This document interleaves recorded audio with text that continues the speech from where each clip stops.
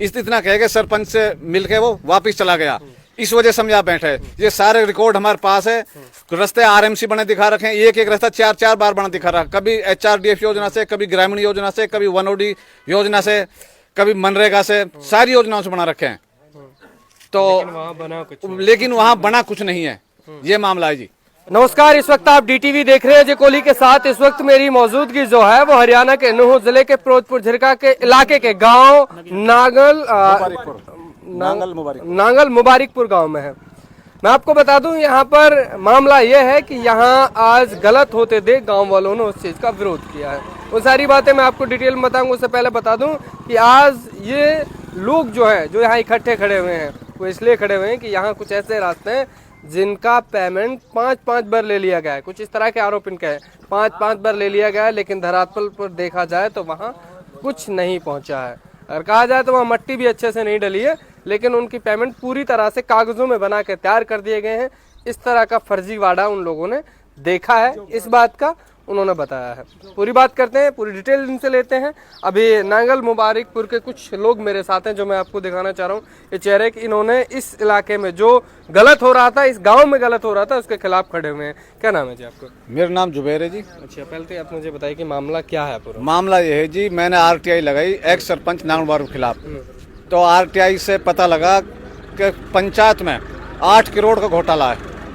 जिसमें क्या एचआरडीएफ योजना के 4 करोड़ रुपए थे, वो 4 करोड़ रुपए को हड़प कर गया। रास्ता बनाए नहीं है, रास्ते बने दिखा दिए। इसी तरीके से मनरेगा में रास्ते बनाए नहीं, बने दिखा दिए। और मनरेगा में भी तकरीबन 4 करोड़ का घोटाला है। 2 करोड़ घोटाला जो कैटल शेड आए थे वो कैटल शेड में है, वो बनाए नहीं है। और इसमें क्या है जी कि जो लोग 18-19 मर गए वो 20-21 में कैसे मजदूरी कर सकते हैं? उनके मृत्यु प्रमाण पत्र सारे सबूतों के साथ मैंने डीसी साहब को और सीएम विंडो वगैरह लगाई, तो अधिकारी कोई कार्रवाई नहीं कर रहे। ये सीएम विंडो जिसकी आज इंक्वायरी होनी थी, ये 6/7/2023 में लगाई थी, जिसमें लोकपाल रविंद्र कुमार चौहान, उसने मेरे से कहा कि आप इसमें लिखो कि मैं इसकी शिथिलावस्था में जांच कराना चाहता हूँ। मन की शिथिलावस्था में क्या जी, 2018 से लग रहा हूँ मैं इसके पीछे। सारे अधिकारी आ जाते हैं, ऐसे कर जाते हैं, नहीं मैं दूध पानी करूंगा। तो इसने वो पेंडिंग में डाल दीजिए। फिर मैंने इसकी आरटीआई मनरेगा सीओ के लगाई है कि जनाब जो सीएम विंडो नंबर इतनी, उसकी इंक्वायरी जो आपने की है उसकी फोटो प्रति कॉपी दी जाए। तो उसने लोकपाल सर को दिया, इन्होंने कोई सुनाई नहीं की। फिर मैंने डीसी साहब को दिया, धीरेन्द्र खटखटा को दी थी, वो ट्रांसफर हो गया, उसकी एप्लीकेशन को पी गए। फिर मैंने इस डी साहब को 30 रिमाइंडर दिया, उस 30 रिमाइंडर पर कार्रवाई हुई है, जिसमें मनरेगा लोकपाल नूह से जई एसडीओ नगीना से बुलाकर और सरपंच को बुलाकर, सरपंच थाने सरपंच का भाई रहता है, तो वो आकर बोले क्या बात में ये मामला है। इतना पूछ के मेरे से स्कूल में आए। स्कूल में मैं बोला गरल स्कूल कहाँ बताओ, टीचरों से पूछो। जो गरल स्कूल में 10 लाख की पेमेंट उठा रखी है, तो उसने स्कूल में टीचरों से पूछ के वहीं से वापस बोला कि इसकी तो डिजिटल तरीके से जांच होगी। इतना कह के सरपंच से मिलके वो वापस चला गया।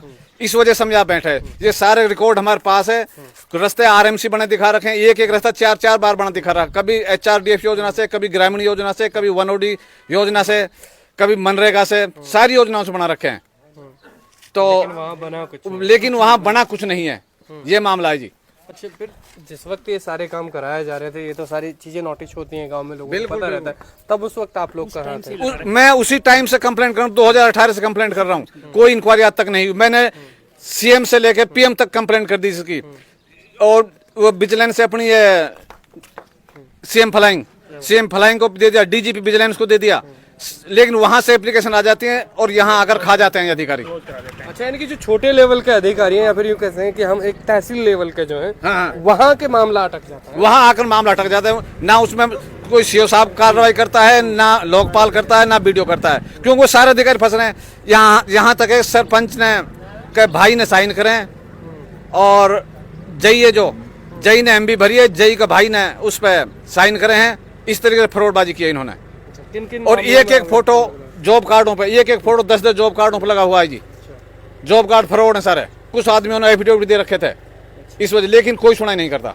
आज कार्रवाई पे आए, लेकिन अधेरे परे वहां से वापस चले गए।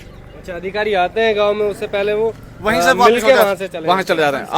आज भी वही काम हुआ। लोकपाल सर आए आज यहाँ और आके मेरे को बुलाया और स्कूल से ही वापस हो लिए रिटर्न। अच्छा, मैंने कहा फिर उसके बाद मुलाकात करके वो चले जाते हैं। रविंद्र चौहान जी आए थे, मैंने कहा सर आगे रास्ता ने देखो, और हम चल गए धरातल पे देखो। तो ठीक है, डिजिटल तरीके से चेक करेंगे, मैं जाइए एसडीओ को दूंगा, आप जाइए बस इतना काम करते हैं, बाकी बस और आग कुछ नहीं। अभी आप लोग चाहते क्या है? हम ये चाहते हैं कि इसके खिलाफ, भ्रष्ट सरपंच खिलाफ और अधिकारियों के खिलाफ सख्त कानून कार्रवाई की जाए। और सीएम सैनी साहब से तो अपील है कि आप इन भ्रष्ट अधिकारियों के खिलाफ एक्शन ले। जिस तरीके से उन्होंने ये नकल चल रही थी, नकल पाबंदी करिए, इसी तरीके से इन भ्रष्टों के खिलाफ भी पाबंदी करे। क्या कुछ और समस्याएं भी आपका, लगभग जो इन्होंने बताया उनमें क्या कुछ अभी आप चाह रहे हैं? यहाँ पर सर क्या है कि मोस्टली समस्या हैं और रास्तों को एक एक बार नहीं, 2-2 3-3 बार बना दिखा रखा है। जो कि विकास कार्य हुए हैं वो रिकॉर्ड उसमें कागजों में हुआ है, धरातल पर कोई विकास नहीं हुआ यहाँ पर। ये फर्जीवाड़ा है। तो बीजेपी सरकार एक संदेश देती है कि सबका साथ सबका विकास। विकास कहाँ है आप हमें बताओ। आप एक रास्ते में निकल कर आए हो, आप बता दो आपकी गाड़ी ने कितनी बार कितना ब्रेक लिया, आपने कौन से गियर में आप आए हो। आप यहाँ कर पैदल नहीं चल सकते, इतना बुरा वो होगा यहाँ। अभी 1-2 महीना बाद बरसात होगी, बरसात में देखना कैसी कीचड़ होगी इन रास्तों में। तो यहाँ पर कोई विकास नहीं है। ये मेरे अंकल जी हैं, 2018 से क्या 17 से ये लगे हुए हैं इनके खिलाफ, और हर बार इन्होंने अपनी आवाज को उठाने का कोशिश किया लेकिन कुछ नहीं हुआ। अधिकारी आते हैं, सरपंच साहब से मिलते हैं, पता नहीं क्या बात होती है उनकी, और वो इसी तरीके से इसको क्लोज करा देते हैं। कहने का मतलब ये है कि कोई हमारी आज तक सुनवाई नहीं हो रही है। आपकी मीडिया के माध्यम से हम इस आवाज को बुलंद करना चाहते हैं। डीसी साहब इस पर हम अपनी प्रतिक्रिया दे रहे हैं और डीसी साहब इस पर सुने और इस पर अपना जो भी कार्रवाई होती है उसको करें। ये 8 करोड़ रुपए का घोटाला कोई कम घोटाला नहीं है। 8 करोड़ रुपए से नांगल मुबारकपुर का इतना विकास हो सकता था कि ये गांव बोलते हैं कि चंडीगढ़ बन सकता था, लेकिन कहीं पर नहीं। आप अपने इस कैमरे को घुमाकर देखो, आपको कहीं पर कोई विकास दिख रहा है आज? तो सर आपसे मेरा तो विनती है कि आप इसको देखें और हमारी बात को सरकार तक पहुंचाने का काम करें। और मीडिया को चौथा सितम कहा जाता है। जी सर। जी धन्यवाद। आपको बता दें कि अभी हम नांगल मुबारकपुर पे हैं। अब आपको जानकारी दे दें कि जागरूक होना बहुत जरूरी है। ये जागरूक हैं। चाचा क्या नाम बताया आपने? जुबैर चाचा बहुत ही जागरूक हैं, जिन्होंने अपने गांव में हो रहे जिस तरह के भ्रष्टाचार को रोकने का पूरा प्रयास किया, लेकिन जहां जिसकी लाठी उसकी भैंस जैसी बातें हो जा रही हैं। क्यों हो जा रही है उसका कारण मैं आपको बता देता हूं, क्योंकि इन्होंने जितनी बार भी खिलाफ आवाज उठाई है उतनी बार उनको दबाया गया है। किस तरह दबाया गया है? चाहे तो यहाँ के जो उच्च अधिकारी हैं या फिर यूं कह लें कि जो अधिकारी हैं, उन्होंने बिल्कुल उन बातों को, उन फाइलों को क्लोज कर दिया है। उन्होंने जो सत्ता में हैं, बैठे हैं, यहाँ से जो सरपंच रहे हैं, जिन्होंने इस गबन या घोटाले को किया है, देखिए आरोप उन्होंने लगाया कि लगभग 8 करोड़ का घोटाला नांगल मुबारकपुर गांव में किया। अगर वो 8 करोड़ धरातल पर लगाया जाता तो सच में यहाँ की सड़कें अपने आप आवाज निकालती, अपने आप से बोलती, क्योंकि उन सड़कों से आप निकलते गुजरते और आपको पता लगता है कि हाँ 8 करोड़ में कैसा विकास होता है। लेकिन यहाँ 8 रुपए की लागत नहीं लगी, ऐसा उनका आरोप है। यहाँ जब उन सड़कों से गुजरने तो धूल और माटी, और जब बरसात आ जाए तो वहाँ कीचड़ ही आपको नजर आएगा। बार बार इन्होंने कंप्लेंट लगाई है, बार बार इन्होंने शिकायत की, और जांच के लिए अधिकारी तो आते हैं लेकिन वो खाली हाथ ऐसे ही चले जाते हैं। उनका कहना है कि वो चाहे बातचीत करके जाते हैं, अब क्या बातचीत होती है, कैसी बातचीत होती है,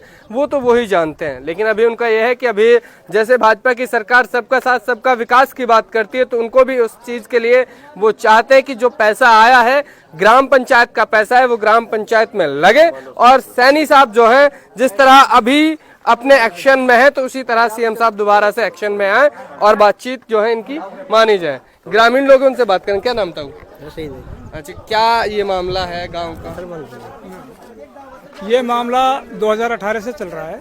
गांव के विकास के लिए जो सरकार पैसा देती है उसमें धांधलाबाजी का मामला है। अच्छा, धांधलाबाजी का मामला। हाँ, ये जुबैर अहमद ने इसको 2018 से मुद्दा उठा रखा है, लेकिन इस पे कोई इंक्वायरी नहीं होती किसी तरह की। सारे लेके सीएम से लेकर पीएम तक, डीसी एडीसी सबको इसने बार बार लिखित में दिया है। और यहाँ तक आते हैं गांव तक, और सरपंच से मिलकर ही जो अधिकारी आते हैं वो वापस चले जाते हैं। अच्छा। और अभी तक किसी ने धरातल पर आकर कोई इंक्वायरी नहीं की है। अच्छा, क्या मान रहे, क्यों मान रहे कि ऐसे वो आते हैं चले जाते हैं? नहीं, हम तो इसको भ्रष्टाचार मानते हैं। यानी कि अधिकारी भी भ्रष्ट है इसमें। और कोई भी अधिकारी जो आए, यहाँ डीसी साहब आए और एक बार इंक्वायरी कर ले तो सच्चाई का पता लग जाएगा। उनकी मांग है कि अभी यहाँ पर कलेक्टर साहब, डीसी साहब यहाँ पहुंचे और गांव का निरीक्षण करें और उसके बाद जांच जो है वो बनाई जाए, क्योंकि जो भी एक तहसील लेवल पर जो भी अधिकारी यहाँ आया है वो कहीं ना कहीं सरपंच के साथ जांच में मिली भगत कर वो इस तरह से फाइलें बना देता। तो लगातार आप देखते रहे, कैमरा पर्सन के साथ मैं आपका अपना कोहली, DTV न्यूज से धन्यवाद।